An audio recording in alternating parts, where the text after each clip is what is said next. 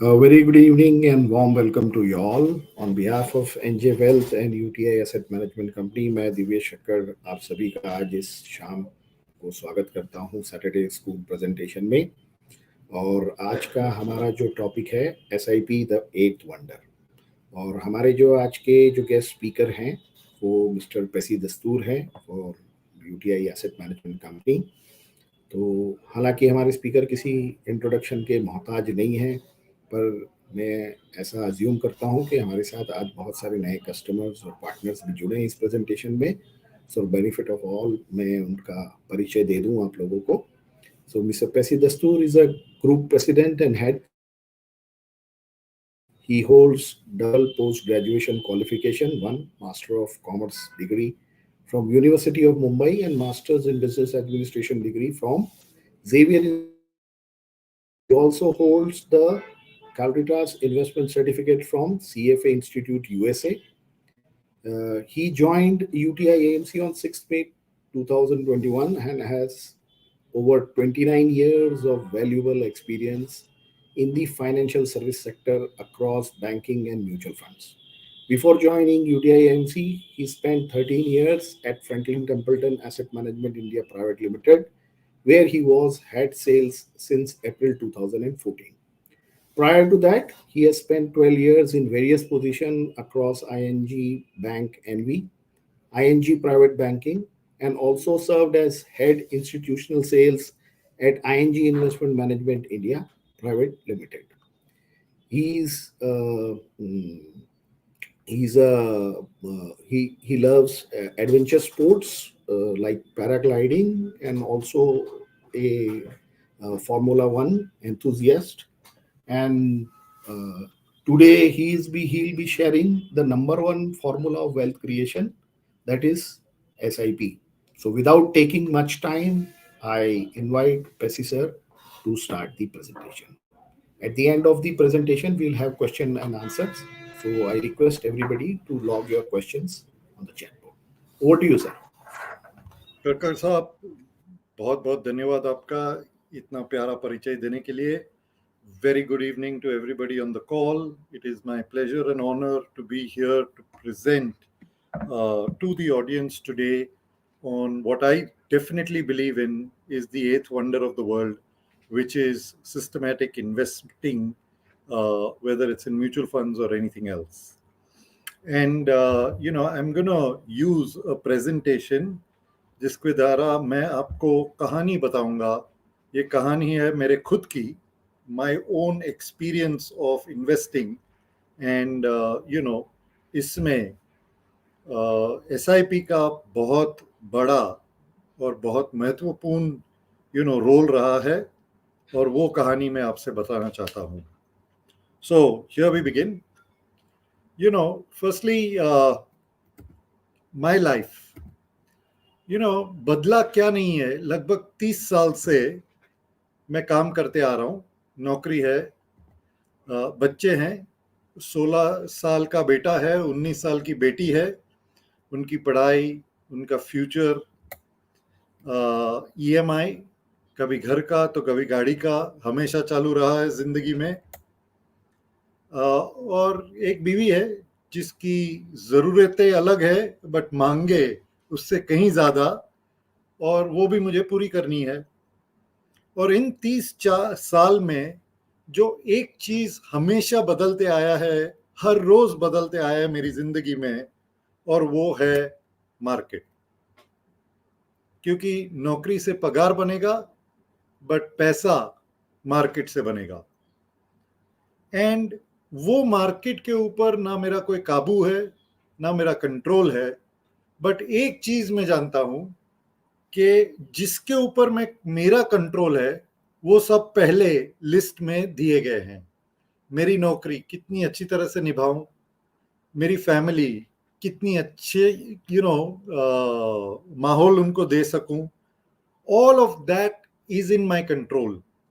And therefore my first mantra of investing is, what is not in your control, don't try to get a hold of it.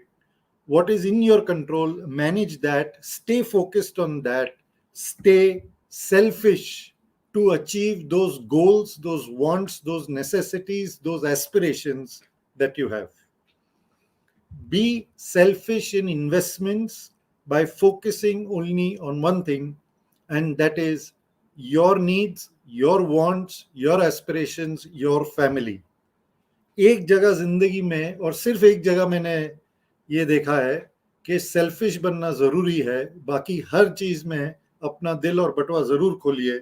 When it comes to investments, stay focused on your family. पैसा बनाना आसान है, but मुश्किल भी. थोड़ा पैसा हर महीने, मानिए 15,000 रुपए, लंबे समय में 25 साल, और जो पिछले 10 साल निफ्टी मार्केट ने रिटर्न दिया है 13% का, वही आप अगर 25 साल निवेश करते जाओ और अगले 25 साल में वो रिटर्न आए तो लगभग 3 करोड़ आपके लिए खड़े हैं. और आज अगर आप हिंदुस्तान की 140 करोड़ की आबादी, अगर हम इसमें ही मानते हैं कि लगभग 30 करोड़ घराने हैं, कितने घरानों में फाइनेंशियल एसेट्स 3 करोड़ के हैं, वो नंबर बहुत कम होगा. And this journey breaks because एक चीज की जो कमी रहती है हम में, ये करने में, ये पाने में, और वो है नियम, वो है discipline. This is simple mathematics of making money. और यहां पर पहुंचने के लिए क्या जरूरी है और यहां पर हम किस चीजों से डिस्ट्रैक्ट हो जाएंगे, उसके ऊपर मैं गौर करना चाहूंगा विथ माय मंत्रास. मेरा पहला मंत्र है सब लोगों के लिए, इज दैट बिगिन अर्ली. शुरुआत आपको जिस दिन आप काम करने गए उस दिन से शुरुआत करनी चाहिए. जिस दिन से आपकी कोई गिफ्ट मिले आपको बर्थडे पे, उस दिन से शुरू करनी चाहिए. क्योंकि आप अगर डिले करते हो, उसकी भरपाई जो रिटायरमेंट में आती है वो बहुत बड़ी मिस या रकम हम छोड़ देते हैं. तीसरी सीख कि जैसे हम जिंदगी में आगे बढ़ते हैं, प्रोग्रेस करते हैं, उसके साथ साथ हमारे निवेश भी बढ़ने चाहिए. और क्या लक्ष्य रखना चाहिए, आपको एक मैजिक बताऊंगा 1.5% का. So let me begin with the first mantra, which is begin early. अक्सर मैं the youth of India, the engine of India, young लोगों से मिलता हूं जो इंजीनियर्स बने, जो MBAs बने, जो ग्रेजुएशन कंप्लीट करके नौकरी पे लगे, और उनसे पूछता हूं कि भाई आप इन्वेस्टमेंट्स के बारे में सोचा है क्या. और उनका सोच एक ही जगह पर आके अटक जाता है, और वो है मैं टैक्स कैसे बचा सकता हूं. और जितना भी और जो भी मुझे इन्वेस्टमेंट करना है वो सिर्फ टैक्स बचाने के लिए करना है. I think that's a very wrong way of looking at investments only from tax saving point of view. Remember one thing, अगर आप ये सिर्फ नियम से जिंदगी भर, जिस दिन कोई बच्चा घर में पैदा होता है ना, उस दिन उसके दादा या नाना, दादी या नानी वो बच्चे को गिफ्ट करता है SIP. वही SIP जो 10,000 की शुरुआत होती है, वो बच्चे को करवाते रहते हैं वो बच्चे के लिए. और जिस तरह हम हमारे बच्चों को वैल्यूज सिखाते हैं कि बेटा झूठ मत बोलना, बेटा कभी चोरी मत करना, बेटे का सब बड़ों का आदर करना, वही तरह से हम ये भी वैल्यू जरूर सिखाएं कि बेटा मैंने तुम्हारे नाम पे SIP शुरू की है, जब तक मैं हूं मैं करते जाऊंगा, जब नहीं रहूंगा बेटा ये सीख जरूर लेके आगे चलना कि ये SIP कभी टूटने मत देना. क्यों? क्योंकि अगर मार्केट ने 9% का रिटर्न दिया नए जन्मे हुए बच्चे की जिंदगी में 60 साल की उम्र तक, उसके 28 करोड़ पैदा होते हैं. 11% का रिटर्न 77 करोड़, और 13% का रिटर्न जो हमने पिछले 10 साल में देखा है, 215 करोड़ जमा होते हैं वो बच्चे के लिए। जो पहला हमने उदाहरण देखा था वो 25 साल में, अगर ये टाइम आप बढ़ा के 60 साल कर दो, this quantum of money of 215 crores is what is there on the table. और ये आपको थियरी लगता है, ये आपको लगता है कि अरे भाई ये तो सिर्फ मैथमेटिकल एक्सरसाइज है। हकीकत तो ये है कि पिछले आपने 44 साल की सेंसेक्स की जर्नी में, जब 1980 में सेंसेक्स शुरू हुआ था, और आपने अगर वो वक्त पे, मैं मानता हूं 10,000 रुपये बहुत बड़ी रकम होती थी, आपने वो वक्त पे 1,000 रुपए की SIP शुरू की होती और कुछ नहीं की, पिछले 44 साल के लिए आपने 1,000 रुपए की SIP शुरू की होती सेंसेक्स में, आपने 5,36,000 रुपये लगाते हुए आज लगभग आपके 4 करोड़ रुपए जमा होते। पिछले 44 साल में 72 वक्त 72 times your money has multiplied at a rate of return of 14.5%. And therefore, a 12-13% for the next 25 years or 60 years from today is not a unrealistic expectation in life. और यही निवेशक अगर 1,000 रुपए की SIP लेकर हर 5 साल के बाद अपनी SIP 500 रुपए से बढ़ाते जाता, then instead of that 3.88 crores, he would have had 5.28 crores with such simple investing over that period of time. So the first thing I want to tell you is कि भाई शुरुआत सबसे important है, and most young people, अगर आपके बच्चे काम पे जाते हैं, आप बुजुर्ग हो, आपके पोता पोती है जो आप कमाने लग गए, जिनको आप गिफ्ट करना चाहते हो, the best way to do it is start begin early. Because अगर आप शुरुआत जल्द नहीं करते हो और वही बात को आप टालते रहते हो, बहाने बनाते रहते हो, डीले करते जाते हो, देखिए उसका असर क्या होता है। अगर किसी को 60 की उम्र में 1.5 करोड़ की पूंजी जमा करनी हो और मानिए कि मार्केट आपको 13% का रिटर्न देता है, आप अगर 25 की उम्र में शुरू करते हो और 35 साल निवेश करने का वक्त मिलता है, 1,800 रुपए की SIP आपको 60 की उम्र में 1.5 करोड़ की पूंजी जमा करके देगा। बट आपने 25 की उम्र में कहा कि अरे देख लेंगे, अब तो मुझे बाइक लेनी है, मोबाइल फोन लेना है, मुझे हॉलिडे पे जाना है, और देखते देखते 30 की उम्र आ गई, वही रकम 1,800 से 3,500 रुपए हो जाती है, क्योंकि मार्केट का रिटर्न आप चेंज नहीं कर सकते हो। अब वक्त आपके पास 35 के बदले में सिर्फ 30 साल रह गए, जो रकम चाहिए आपको इट इज 3,500। और हर 5 साल के बाद आप नोटिस करोगे कि every 5-year delay doubles your SIP amount required to reach the same goal. तो 45 साल का बंदा 27,300 रुपए लगाए अगले 15 साल के लिए, तो जाके उसकी 1.5 करोड़ की रकम जमा होगी 60 की उम्र में। बट इसका दूसरा पावर क्या होता है, ये देखिए उदाहरण रमेश जी का। आज जितने भी रमेश पैदा होते हैं, जितने भी रमेश काम पे लगते हैं, 15,000 की बचत करना उनके लिए कोई बड़ी बात नहीं है। बिल्कुल कर सकते हैं वो 15,000 की बचत। वही 13% का रिटर्न लेते हुए 63 लाख रुपए उसके लगेंगे 35 साल में, और जमा पूंजी होगी 12 करोड़, लगभग 13 करोड़ रुपए रमेश के लिए। एक जमाने में 15,000 रुपए बहुत बड़ी रकम थी जब लोग अपना काम पे पहली नौकरी पे लगते थे।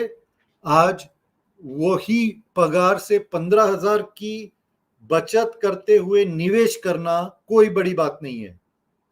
बट रमेश के बदले अगर आप सुरेश बने और 25 की उम्र से आपने टालते हुए 45 तक पहुंच गए, आप देख सकते हो, क्योंकि अब सुरेश के पास पैसा हो सकता है बट वक्त नहीं है।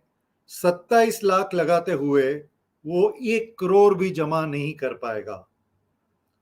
और आप अगर समझते हो कि सुरेश आज बड़ा आदमी बन गया 45 की उम्र में, और रमेश ने 63 लाख लगाए, और सुरेश भी 63 लाख लगाना चाहता है 45 की उम्र में, हर महीने 35,000 की निवेश करता है, बट क्योंकि वक्त नहीं है उसके पास, 63 लाख लगाते हुए भी he will only accumulate 1.9 crore.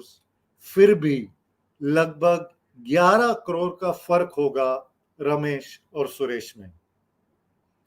This is the reason why जो पहली सीख में दे सकता हूं लोगों को, वो है कि शुरुआत तुरंत पहली नौकरी से कीजिए। अगर आप 35 के पहुंच गए, ऐसा नहीं है कि अरे बहुत देरी हो गई, क्योंकि 36 पे शुरू करना 35 से और भी खराब है। Today is the time to begin. जैसे जैसे रमेश पहले साल, दूसरे साल, तीसरे साल नौकरी चेंज कर दी, पगार बढ़ता है, हैसियत बढ़ती है, हमने हमेशा देखा है कि पहली चीज जो बढ़ती है लाइफ में है खर्चे। लोग कभी भी अपनी बचत या निवेश खर्चे बढ़ाने के बाद जो रह जाता है वो एडिशनल अमाउंट इन्वेस्ट करेंगे।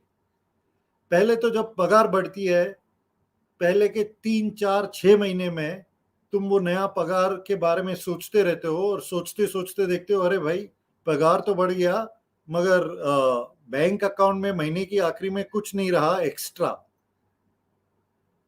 ये डिसिप्लिन लाना है कि जैसे जैसे जब जब किसी की आमदनी बढ़े, as your income rises, you have to immediately step up your investment. ये आप या तो एक फिक्स्ड अमाउंट के दायरे से कर सकते हो, या आप कोई परसेंटेज आप बोल सकते हो कि भाई हर साल मेरे SIP से जो रकम लग रही है 1,000 रुपए से बढ़ाते जाना, या फिर 10% से बढ़ाते जाना। ब्यूटी इज म्यूचुअल फंड्स में जब आप ये इंस्ट्रक्शन देते हो, एक ही बार देना पड़ता है, हर साल आके बताने की जरूरत नहीं है। मान लीजिए कि आपका इंक्रीमेंट हर साल आपको अप्रैल के महीने में मिलता है, मई से पगार बढ़ जाती है, आप कह सकते हो हर जून की किस्त में आप 1,500 रुपए बढ़ाते जाना।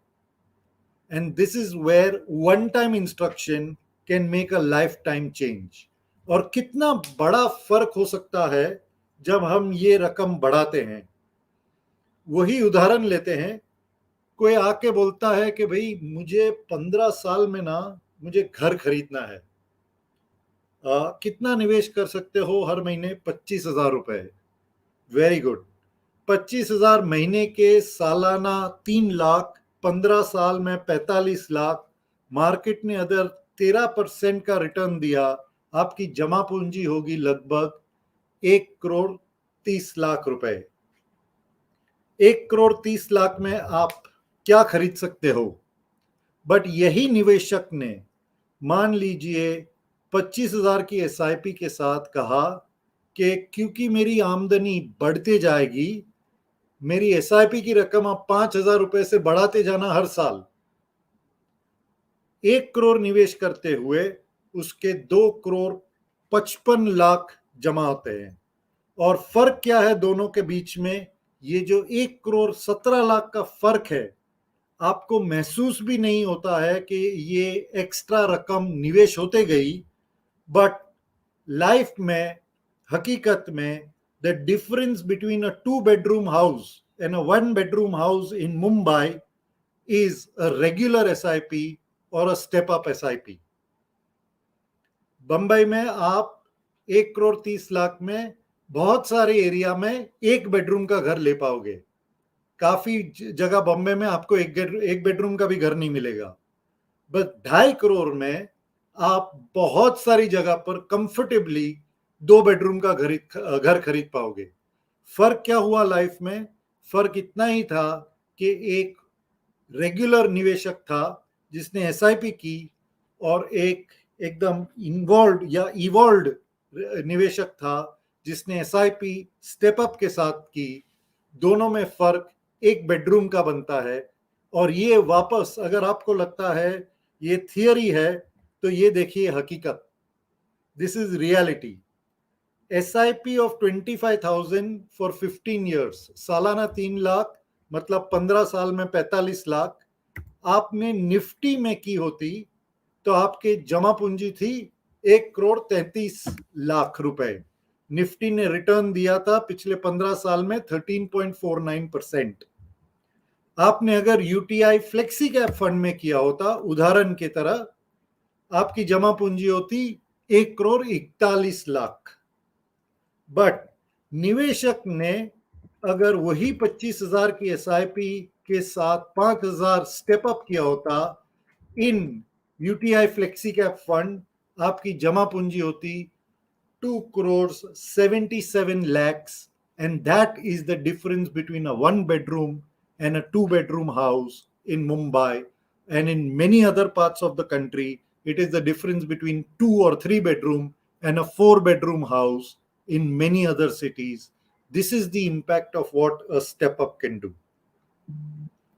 बहुत सारे लोग शायद इतना जमा नहीं कर पाते हैं हर महीने। मान लीजिए कोई आके बोलता है कि भाई मुझे 15 साल के बाद मेरे बच्चे की पढ़ाई के लिए या मेरे बच्चे की शादी के लिए 50 लाख रुपए की जरूरत है या जरूरत होगी, बट मेरी नौकरी और मेरी हैसियत के हिसाब से मैं सिर्फ 5,000 रुपए महीने की बचत कर सकता हूं। अब 5,000 रुपए महीने के 60,000 सालाना, 15 साल में 9 लाख निवेश करते हुए मार्केट का रिटर्न तो आप बदल नहीं सकते हो। 13% के एक्सपेक्टेशन लेकर आप सिर्फ लगभग 26 लाख रुपए जमा कर पाओगे निवेशक के। बट निवेशक बोलता है भाई 25 लाख में तो सिर्फ मंगनी होगी, मुझे तो बच्चे की शादी करवानी है। आप बोलोगे कि नहीं भैया, अगर शादी भी करवानी है तो आपको हर महीने 10,000 रुपए लगाने पड़ेंगे, क्योंकि मार्केट से रिटर्न अपेक्षा ज्यादा करना बेवकूफी है। 10,000 की तो ही आप लगभग 52 लाख रुपए जमा कर पाओगे। बट निवेशक बोलता है भाई मेरे पास सिर्फ 5,000 रुपए है महीने के। आप उदाहरण में देख लीजिए, आपका अगर घर में ड्राइवर हो और आप उसको 12 या 20,000 या 25,000 की पगार देते हो और वो 5,000 की बचत कर सकता है, ये बिल्कुल उसकी परिस्थिति हो सकती है। बट अगर आपके पास सही एडवाइजर हो, एनजे जैसे, this is how it can make a difference. 5,000 की एसआईपी शुरू करवाए अपने निवेशक से। 5,000 की एसआईपी निवेशक शुरू करते हुए अगर हर साल सिर्फ 1,000 रुपए से बढ़ाते जाए और वही 13% का रिटर्न आए मार्केट से, 51 लाख रुपए जमा होते हैं। फर्क इतना ही था, अगर आपने 5,000 से शुरुआत की और वहीं पर रुक गए, या 5,000 से शुरुआत करते हुए 1,000 रुपए से बढ़ाया आपने, आप दोनों जगह पर वही रकम लेके लगभग घर जाओगे। This is the power of step up. SIP of 5,000 with a step up of 1,000 does the same magic as SIP of 10,000 rupees. अब कौन सा रास्ता आप चुनोगे वो मैं आपके ऊपर छोड़ देता हूं। बट वही जो 3 सीख थी अब तक, पहली, शुरुआत कीजिए जल्द। दूसरी, हर बार आप 5 साल से डिले करते जाते हो, वही गोल रीच करने के लिए निवेश करने की रकम दुगनी हो जाती है। और तीसरी, जैसे आपकी आमदनी बढ़ेगी उसके साथ आपको अपने निवेश की रकम, पहले से म्यूचुअल फंड में एक बार इंस्ट्रक्शन दिया, आप बढ़ाते जा सकते हो।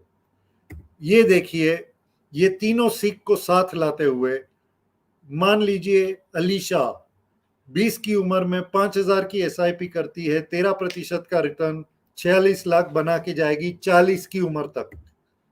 इशिता वही 5,000 की शुरुआत करते हुए मगर 1,000 रुपए से उसने रकम बढ़ाई हर साल और यही काम करते गई 40 की उम्र तक। 46 लाख के बदले में 1 करोड़ की जमा पूंजी होती है। उसके बदले में शरण पहले 5 साल तक ढूंढती रही सिर्फ टैक्स सेविंग और कुछ भी नहीं। उसकी रकम क्योंकि उसने 5 साल डिले कर दिया आधी हो जाती है 24 लाख की। Sorry, my apologies, just one moment. Yes. और उसके अगेंस्ट वैभव भाई अगर 30 की उम्र तक घूमते रहे और 30 की उम्र में 10,000 की एसआईपी भी शुरुआत की क्योंकि उसने डिले किया, सिर्फ 23 लाख की रकम चालू होगी। आप देख सकते हैं इसमें शरण 5 साल डिले करने के लिए अलीशा के 46 लाख के सामने सिर्फ 24 लाख जमा कर पाएगी। वैभव 10 साल डिले करते हुए दुगनी रकम लगाए फिर भी अलीशा से कम, आधी रकम से भी कम जमा पूंजी करेंगे।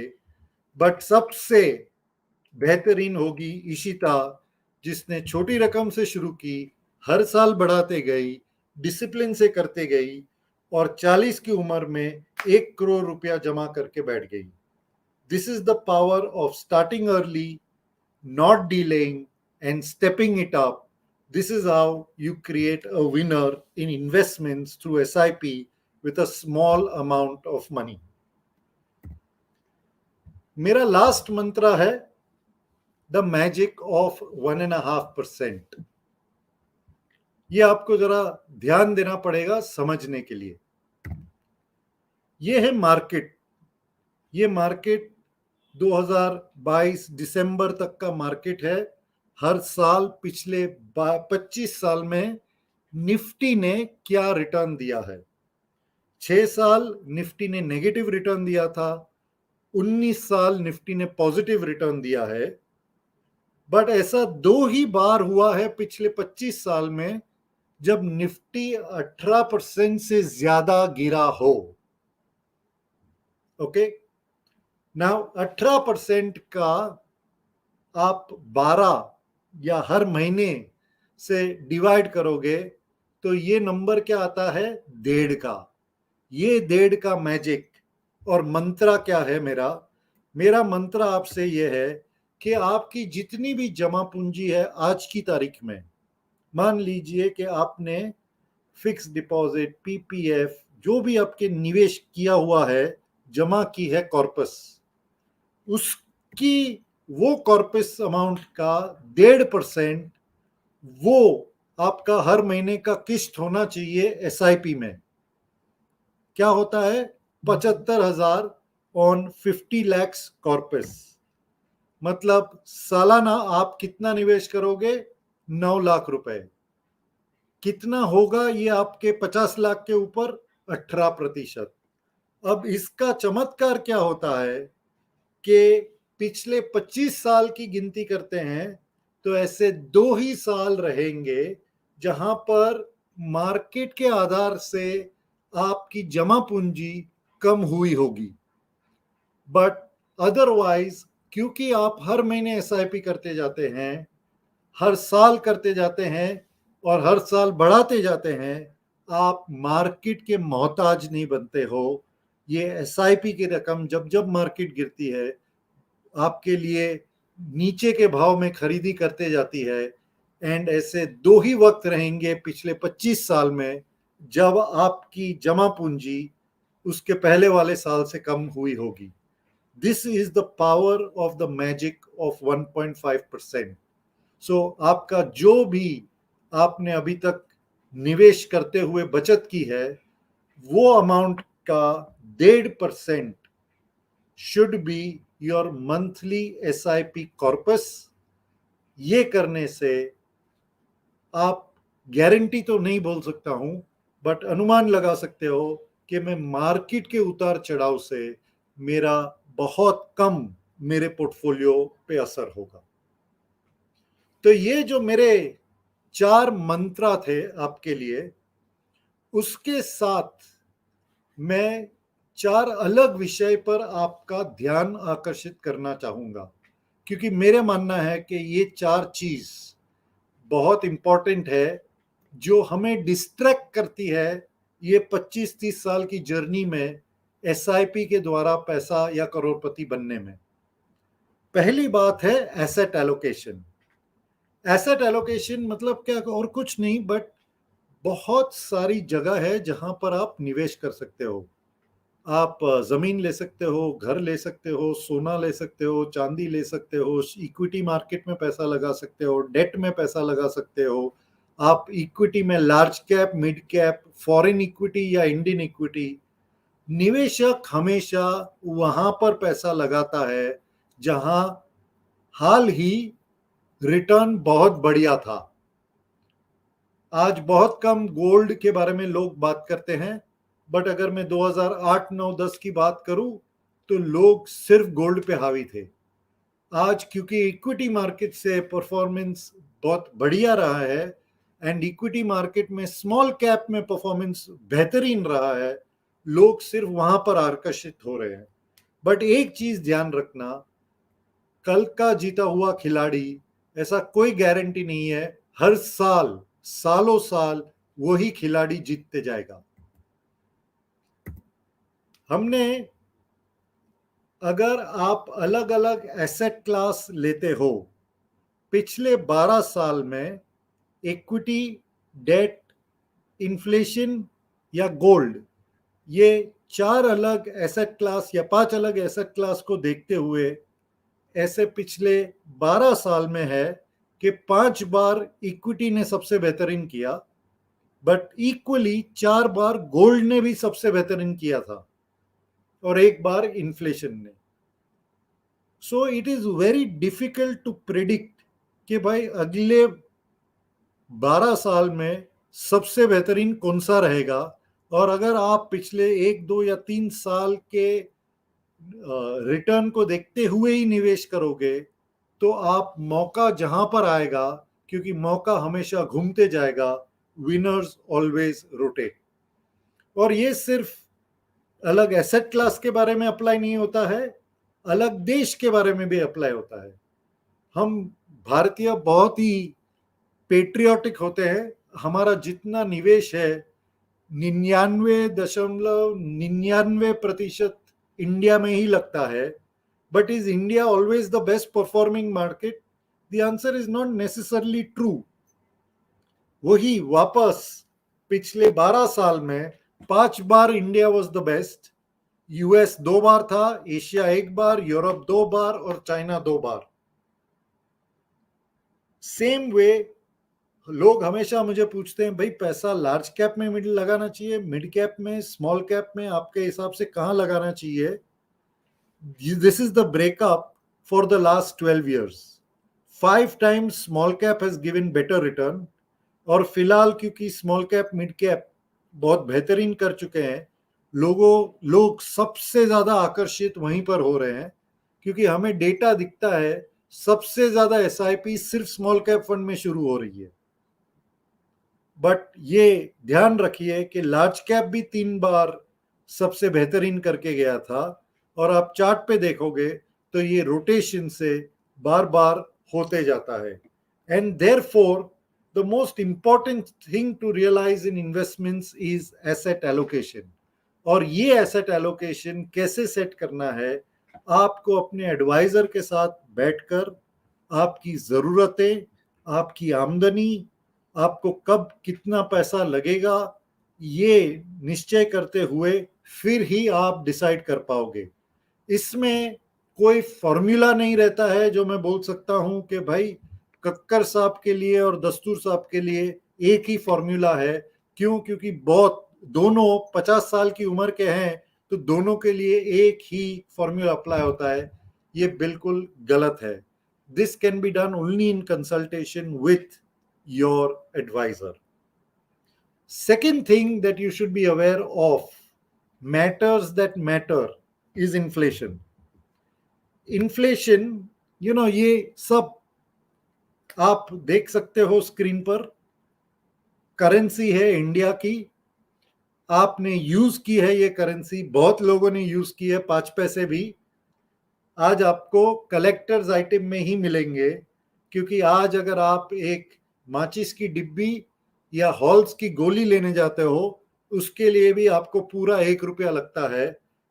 On a stand alone basis 50 पैसे पे आप कुछ भी नहीं खरीद पाओगे. इन्फ्लेशन जो आम चीजों में या सर्विसेज में रकम की बढ़त होती है, जिसको कहते हैं, आपका परचेसिंग पावर खा जाता है, and it has a big impact on your life. Inflation का नॉर्मल डेफिनेशन, या हम हमेशा यही उदाहरण देते हैं कि भाई 2000 में अगर 10 रुपए का ब्रेड का पैकेट मिलता था, 2030 तक 51 रुपए का हो जाएगा अगर मैं 6% की इन्फ्लेशन गिनते जाऊं. बट मेरा मानना है कि ये इन्फ्लेशन पे फोकस ना करते हुए हमें सच्ची जो हमारी जिंदगी में इन्फ्लेशन है ना, उस पे फोकस करना चाहिए. The true inflation is in our lifestyle. कल की जो लग्जरी थी, आज की बिल्कुल नेसेसिटी बन गई है.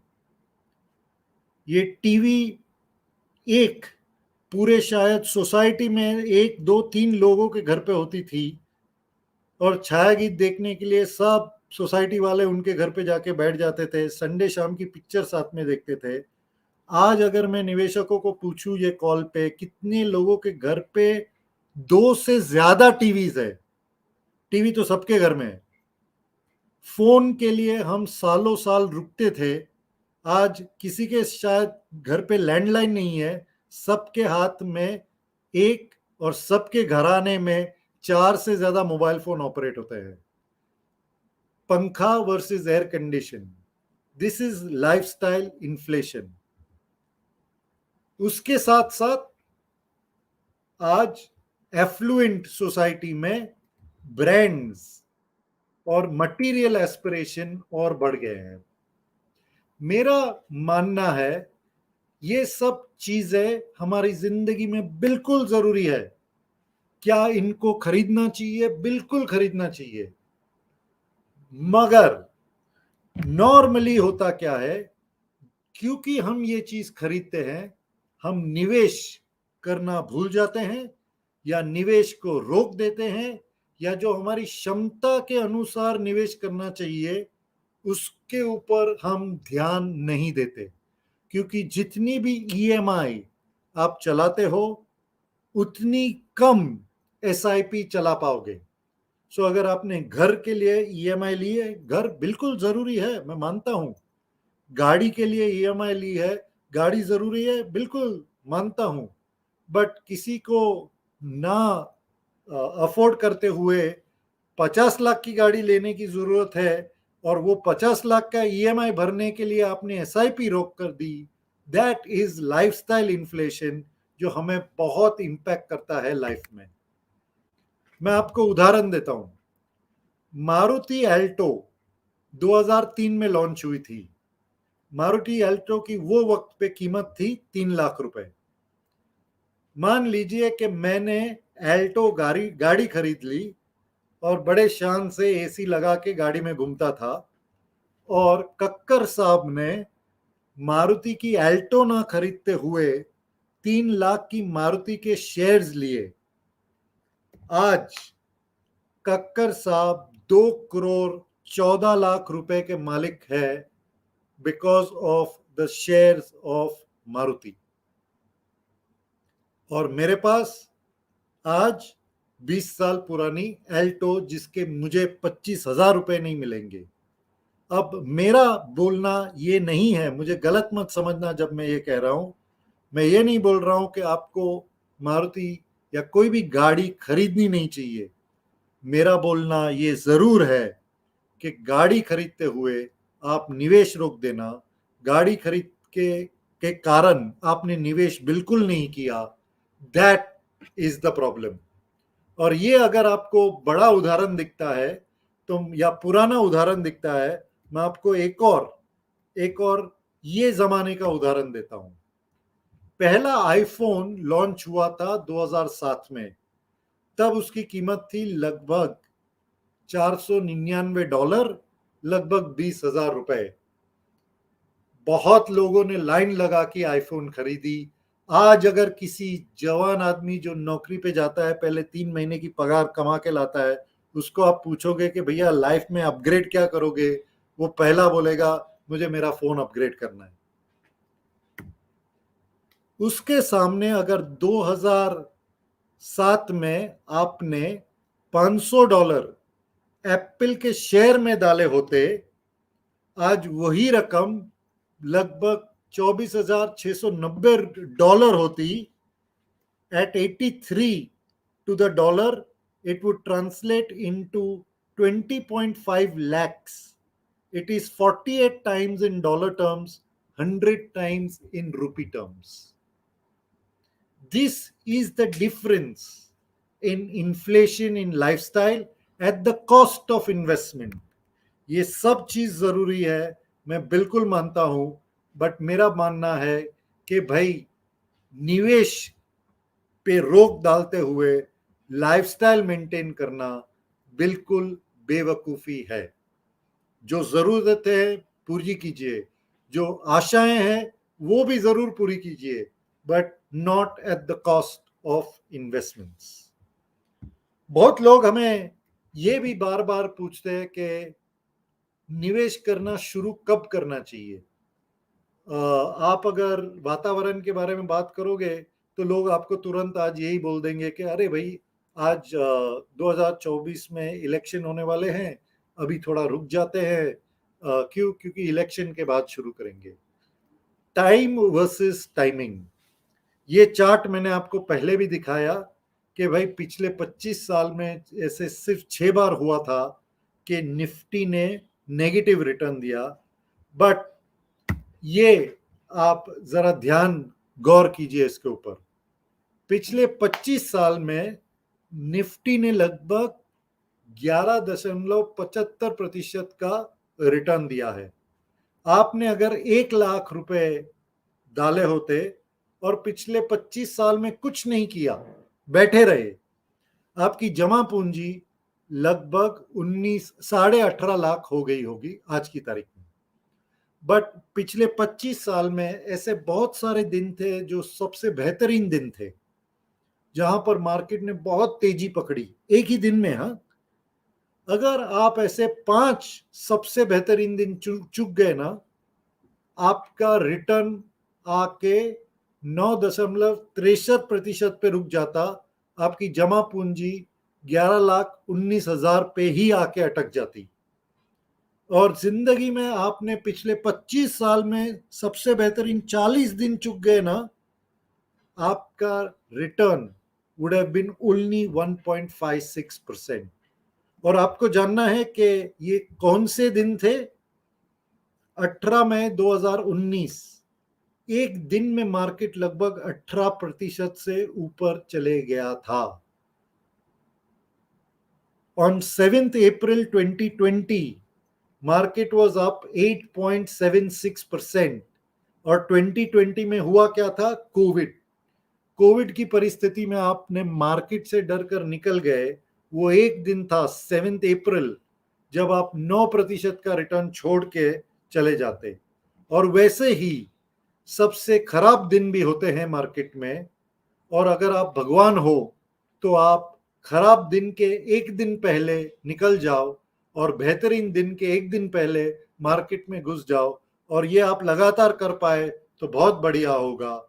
नहीं तो आप मेरी तरह ज्यादा सोचिए मत, आप सिर्फ एसआईपी कीजिए और बढ़ाते जाइए रकम, क्योंकि अगले 25 साल में जो है 9,125 दिन, उसमें अगर आप ये सबसे बेहतरीन 40 दिन मुझे बता सकते हो, फिर तो आप जरूर भगवान हो और कुछ नहीं। मेरे पैसे जरूर लेके जाइए, मेरे पैसे जरूर निवेश कीजिए मेरे आधार पे, but only if you are God and you can predict the best 40 days in the next 25 years.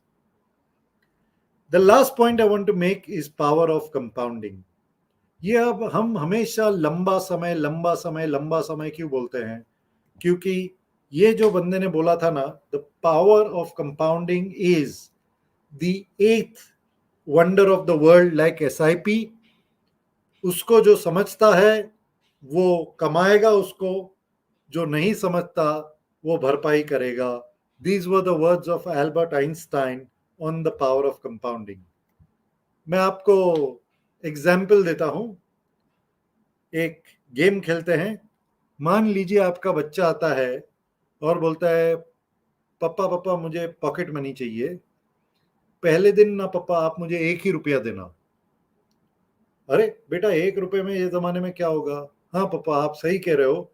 तो पापा एक काम करना है, पहले तारीख पे 1, दूसरे दिन 2 तारीख पे 2 रुपए देना और हर दिन आप डबल करते जाइए. तीसरे दिन पापा मुझे सिर्फ 4 रुपए देना, चौथे दिन 8 रुपए, पांचवें दिन 16, छठे दिन 32, सातवें दिन 64. ऐसे डैडी आप डबल करते जाइए. क्या आपको पता है कि आप अगर पैसा डबल कर पाते हर दिन तो 1 महीने में कितनी जमा पूंजी रकम होती? This number is 107 crores. This is the magic of power of compounding. ये उदाहरण है 31 दिन का, बट हकीकत है कि जिंदगी में 20, 25 और 31 साल में भी ऐसे ही पैसा कंपाउंड होता है. आप सोचिए, आप मेरा उदाहरण ले लीजिए. आप मुझे मान के चलिए कि मैं हूं मिस्टर बदनसीब. मैंने अप्रैल 2017 में जिंदगी में पहली बार SIP शुरू की और मैंने बोला अरे भाई मैं कसम से लंबे समय तक SIP करते जाऊंगा. 10,000 की SIP हुआ क्या? 3 साल, बिल्कुल एग्जैक्ट 3 साल के बाद अप्रैल 2020 में कोविड की परिस्थिति थी. मार्केट में बड़ा झटका लगा था. 3,60,000 लगाते हुए मैं 10% का नुकसान खा के बैठा था 3 साल के बाद. निवेशक क्या सोचेगा? अरे भाई छोड़ो ये सब, क्यों हमें जान के बारे में सोचते हैं, पैसा वैसा छोड़ो, most people will redeem. But वही निवेशक अगर उसके 3 साल लगभग रुक के गया, 3.5 साल रुक के गया, 8 लाख लगते हुए आज लगभग 13 लाख की जमा पूंजी हो गई, रिटर्न आया लगभग 14%. And this is how investors behave. कि जब मार्केट नीचे जाता है, नेगेटिव रिटर्न दिखता है, people are likely to redeem. But power of compounding in long time is the reward for that patience. और ये जो मैंने उदाहरण दिया आपको, सिर्फ 3 साल का उदाहरण दिया है, 17 से 23, 6 साल की गिनती में. बट आप लंबे समय में पैसा बनता है कि नहीं बनता है ऐसे. मानिए वही मिस्टर बदनसीब 2005 में शुरुआत की, 2008 में आया था ग्लोबल फाइनेंशियल क्राइसिस. मेरे 3,60,000 रुपए 2,86,000 पे आके रुक गया. मुझे नुकसान था 15% का. मान लीजिए कि मैं रुक गया और मैंने यहां पर अपने इमोशन को कंट्रोल करते हुए मैंने पैसे निकाले नहीं, तो जाकर वापस जब मार्केट ने रिकवरी की, 2005, 2008 में गिरावट, 2010 में मार्केट ने बड़ा पीक पकड़ा था, तब तक 6 लाख निवेश करते हुए मेरे 10 लाख की रकम जमा हो गई थी, 21% रिटर्न थी. मैं खुश हो गया कि भाई मैंने पेशेंस रखा तो देखो ये उसका रिवॉर्ड आया मुझे. 10 साल में ये काम करते गया और फिर वापस कोविड की परिस्थिति आई और तब वापस जो मेरा लगभग 21% का रिटर्न था 10% के नीचे आ गया था. वापस कमजोर होते हुए अगर मैंने पैसे निकाल दिए होते, हकीकत तो ये है कि वहां से आपने पहले भी देखा, और ये लगभग 90 लाख की रकम मेरी जमा हो गई होती इन दिस जर्नी, हर महीने 10,000 रुपये जमा करते करते, और कुछ नहीं किया। 18 साल SIP उतार चढ़ाव को ना देखा करते हुए, पावर ऑफ कंपाउंडिंग का benefit, this is the reward that it takes और makes. Time in the market allows you to capture the power of compounding. Timing the market सही भी जा सकता है, बट बहुत लोगों के लिए बहुत या ज्यादातर हमेशा गलत जाता है। जो निवेशक पैसा बनाता है और निवेश की मार्केट ने जो रिटर्न देता है, जो गैप आता है, वो गैप सिर्फ निवेशक के बिहेवियर, निवेशक का डर या निवेशक के लालच के कारण होता है। उसको कंट्रोल करना बहुत जरूरी है। It is very very important to control your greed and fear, because difference between market return and the return you make is caused by behavior. In closing, I will just repeat the mantras I want to give you is शुरुआत कम उम्र में, अगर कोई बुजुर्ग लोग है, शुरुआत कीजिए अपने चिल्ड्रन या ग्रैंड चिल्ड्रन के लिए। हर 5 साल का डिले, वही रकम पाने के लिए आपको दुगनी रकम लगानी पड़ेगी। जैसे आमदनी बढ़ती है, आप अपनी निवेश की रकम बढ़ाते जाइए, और जो आपका जमा हुआ पैसा या पूंजी है, हर महीने 1.5% की रकम SIP के द्वारा जानी चाहिए। हर चीज अलग वक्त पे अलग रिटर्न देती है, आप उससे मत आकर्षित होइए। पोर्टफोलियो बनाना बहुत जरूरी है, उसमें अलग चीज का एलोकेशन होना, large cap, mid cap, small cap, local या फॉरेन, गोल्ड, सिल्वर, इक्विटी या डिपॉजिट्स, सब चीज की जरूरत होती है इंसानों को। अपने एडवाइजर को कंसल्ट करते हुए अपना पोर्टफोलियो बनाइए। लाइफस्टाइल की जो इन्फ्लेशन है, लाइफस्टाइल बढ़ाना बिल्कुल जायज है, बट अपने निवेश को रोकते हुए करना इज फूलिशनेस। आप कब सही वक्त है कभी पकड़ नहीं पाओगे। Do not try to time the market, क्योंकि 125 दिन में, आने वाले 25 साल में आप अगर मुझे बता सकते हो कि 40 कब से बेहतरीन दिन कौन कौन से रहेंगे, आप खुद आके मेरा पैसा लेके जाइए, देने को तैयार हूं। पैसा लंबे वक्त में बनता है, and that is the only way power of compounding works. Thank you very much for listening. सबसे बेहतरीन वक्त था इसको लागू करने के लिए, वो था yesterday या कल, और second best time is today. I will once again close by saying that be selfish.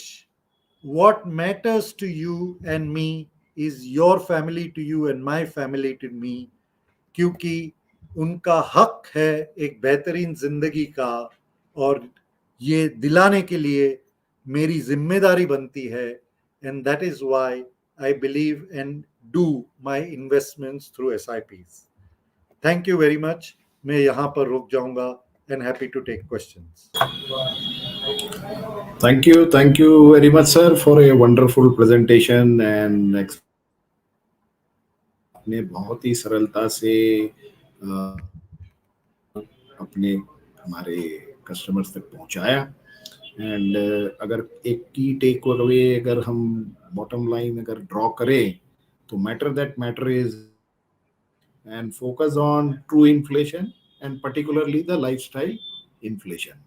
And जो एक चीज आपने कही कि शौक अपने जरूर पूरे करिए, पर अपने इन्वेस्टमेंट को कॉम्प्रोमाइज करते हुए शौक को पूरा करना पैर पे कुल्हाड़ी नहीं, पर कुल्हाड़ी पे पैर मारने जैसा कुछ गुनाह अपन कर रहे हैं। So thank you so much sir. There are some questions जो आए हैं, तो मैं कुछ क्वेश्चंस पुट अप करता हूं सर। पहला जो क्वेश्चन आया है वो ये है कि हमें अपने इनकम में से, उन्होंने सैलरी लिखा है, तो अपने इनकम में से कितना पोर्शन इन्वेस्टमेंट को डेडिकेट करना चाहिए।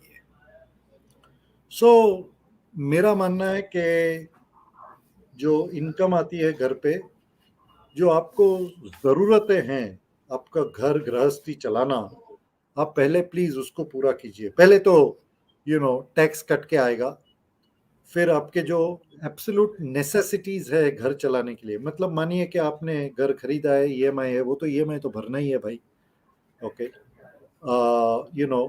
आपको घर चलाने के लिए इलेक्ट्रिसिटी हो या बाजार के खर्चे हो, बच्चों की पढ़ाई, जो वो सब खर्चे करने के बाद रह जाता है ना, I think 75% of that, okay, should go into investing, and 25% should be kept either for emergency or for luxury. So मान लीजिए कि मेरा टैक्स कटने के बाद मेरे हाथ में 1.5 लाख रुपए आते हैं। मान लीजिए कि मेरे बेर मिनिमम घर चलाने का खर्चा 75,000 है, अब रह जाता है 75,000। वो 75,000 में से मैं 60,000 की SIP करूंगा और 15,000 रुपये ऐसे लिए रखूंगा कि या तो इमरजेंसी आ गई, या तो फिर चलो खर्चे हो गए जो हमने कभी एस्टिमेट नहीं किए थे। But 75% of after meeting your household expenses should be done into SIP. Right sir.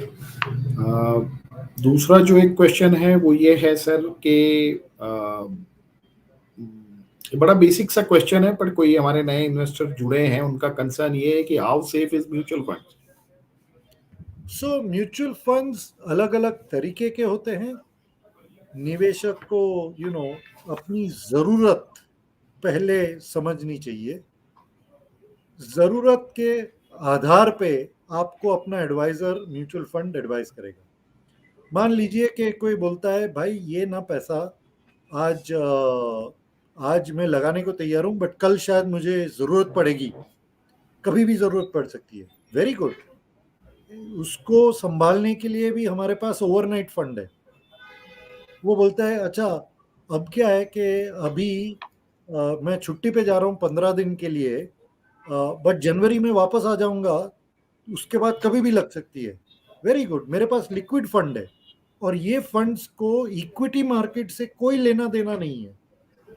कोई बोलता है कि मेरे पास 20 साल का वक्त है और मुझे मेरी रिटायरमेंट के लिए जमा पूंजी तैयार करनी है और 20 साल तक मैं पैसा निवेश करते जाऊंगा। वेरी गुड, उसके लिए भी मेरे पास इक्विटी फंड है जहां पर आप वैल्यू क्रिएट कर सकते हो इन द लॉन्ग टर्म। वहां पर उतार चढ़ाव और लिक्विड फंड का उतार चढ़ाव बिल्कुल अलग होगा। एसेट क्लास यहाँ पर इक्विटी और यहाँ पर सिर्फ बॉन्ड्स रहेंगे। सो हर जरूरत के लिए अलग टाइप के म्यूचुअल फंड रहते हैं। ये मत मान के चलिए कि हर एक चीज इक्विटी से ही लेना देना है म्यूचुअल फंड इंडस्ट्री में। Right sir. Next question is के SIP versus lump sum investment, which is better? Kakkar साहब, आपके कितने बच्चे हैं? मेरा सर ओनली विमल है, ओनली वन सन सर। ओनली वन सन, ओके। कक्कर साहब, आपको जान के खुशी होगी कि मेरे 2 बच्चे हैं, ठीक है? Right sir. राइट, अगर आपके 2 बच्चे होते तो, और मैंने मेरे 2 बच्चों का नाम दिया है, एक का नाम है SIP और दूसरे का नाम है लमसम। अब कोई आके मुझे पूछे कि आपके दोनों बच्चों में से बेटर बच्चा कौन सा है, I challenge any parent to answer this question.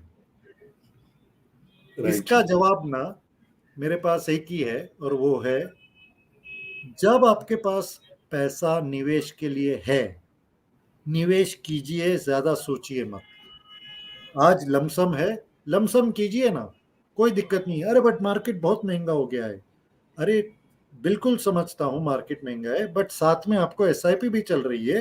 अगर मार्केट में नीचे गिरावट आई, SIP वो नीचे की गिरावट पकड़ते जाएगा। क्यों चिंता कर रहे हो?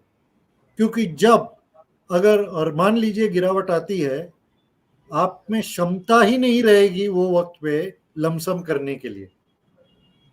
सो आप लमसम और एसआईपी को अपने बच्चों की तरह मान के चलिए, दोनों प्यारे हैं। सबसे इंपॉर्टेंट है, आज पैसा है, आज निवेश जरूर कीजिए। Right sir. सिंस बाजार सर अभी अपने तेजी के मूड में है और बाजार एक अच्छे लेवल पे है, और ऐसे समय पे निवेशक आमतौर पे ये क्वेश्चन उस समय जरूर आता है कि direct equity versus equity mutual fund. हाय शाबाश। देखो, अगर आपको जानकारी हो, ओके, आप कंपनी में रिसर्च कर सकते हो, आप कंपनी का बैलेंस शीट पढ़ सकते हो,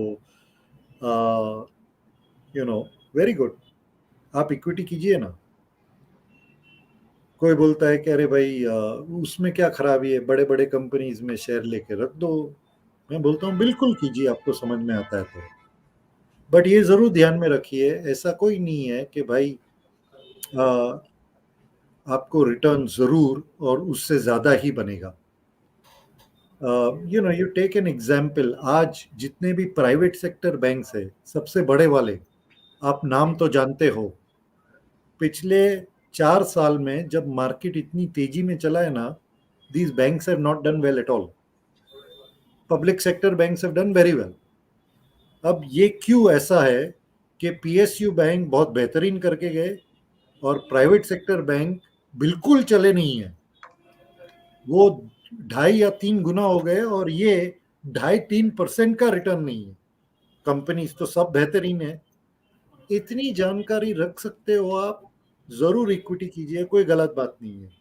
बट टिप्स के आधार पे, सिर्फ टेलीविजन देख के, कहीं सुनी बातों के ऊपर, मेरे हिसाब से जो कक्कर साहब आपने बोला, एक है पैर पे कुल्हाड़ी मारना, दूसरा है कुल्हाड़ी पे पैर रखना, और तीसरा होता है अपना सर कुल्हाड़ी पे पटकना। I think it is the third. जो आपको थैंक यू सो समझ मच। में आता है उतना ही कीजिए, ओके। जो आपके बस के बाहर है, देर इज नो पॉइंट। क्यों? क्योंकि किसी और ने पैसा बनाया, मुझे भी करना है। It is not an easy job. Right sir. Sir आपने अपने प्रेजेंटेशन में एसेट एलोकेशन को डिस्कस किया, तो एक इन्वेस्टर कैसे एसेट एलोकेशन कर सकता है?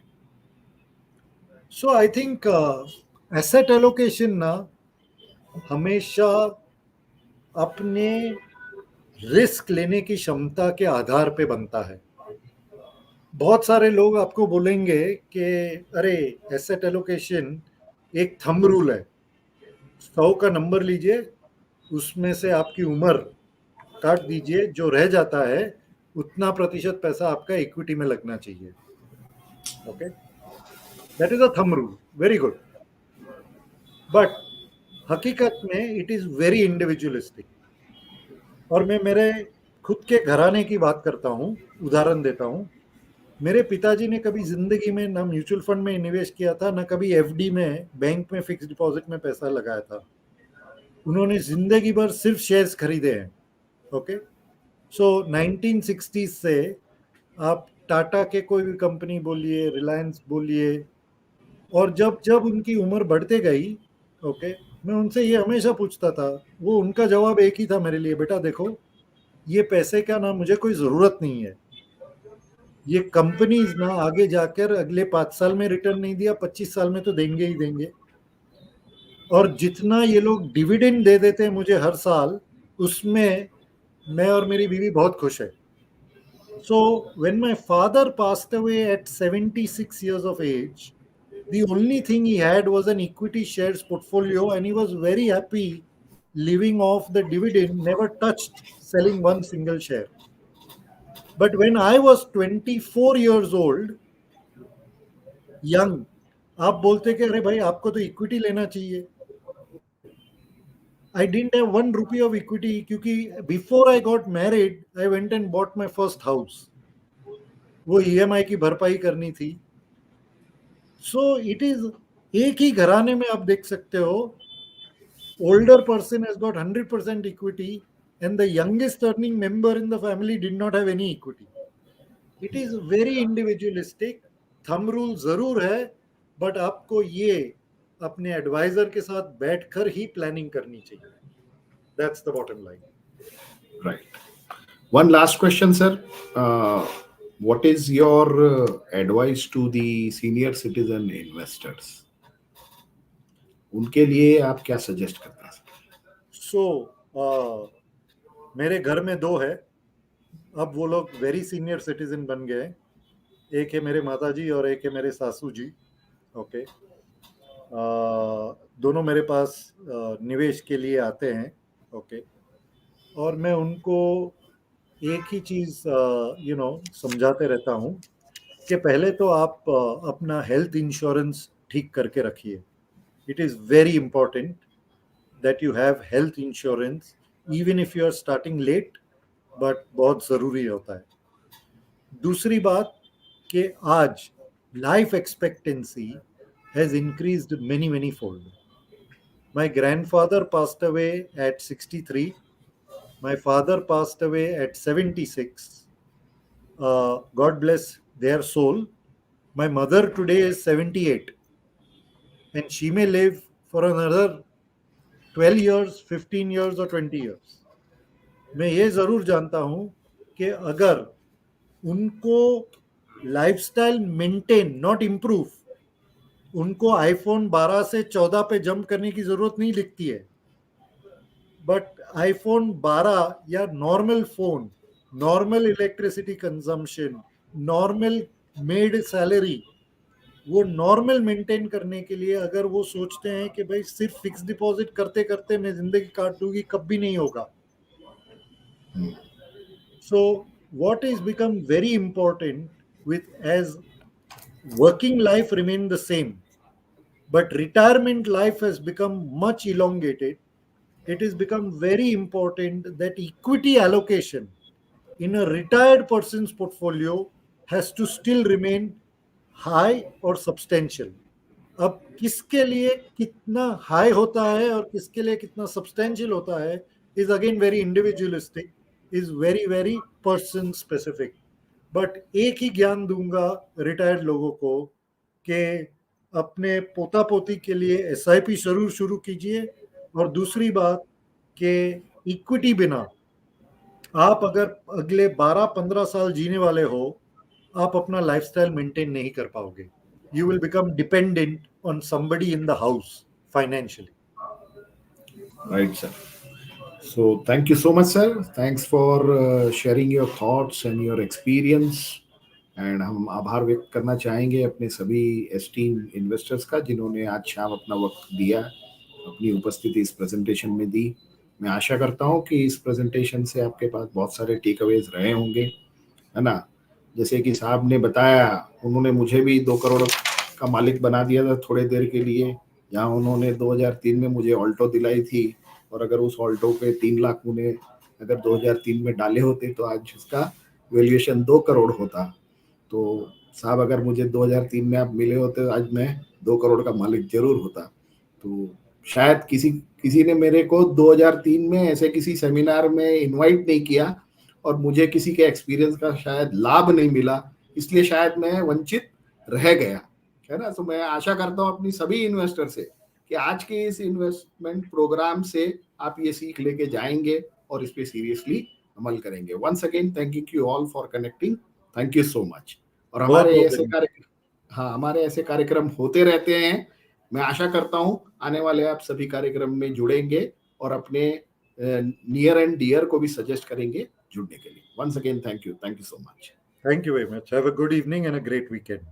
And before I close, I wish in advance, I know, but a very happy new year 2024 to everyone. A healthy and a prosperous new year ahead. क्योंकि शायद उसके पहले मिलेंगे नहीं. So wishes in advance. Thank you. Take Thank care. you and Thank same to you, sir. And thank you, everybody.